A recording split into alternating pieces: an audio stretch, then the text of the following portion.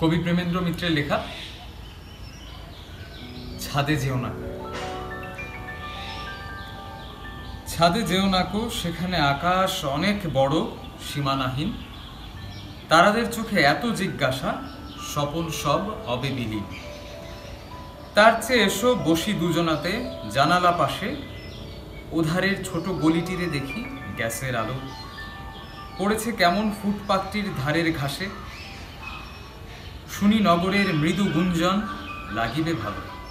যদি খুশি হও কাছে সরে এসো, বাড়ায় হাত, হাতটি ধরিও, আর মাথাটির হেলায় দিও।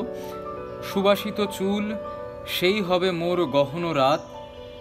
কপালের টিপে পাবো প্রিয়তম তারকাটিও।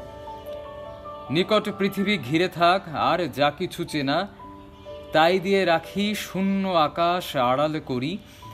মুহূর্তগুলি মন্থন করি উঠে যে ফেনা, তাহারি নেশায় সব সংশয় রব পশরি।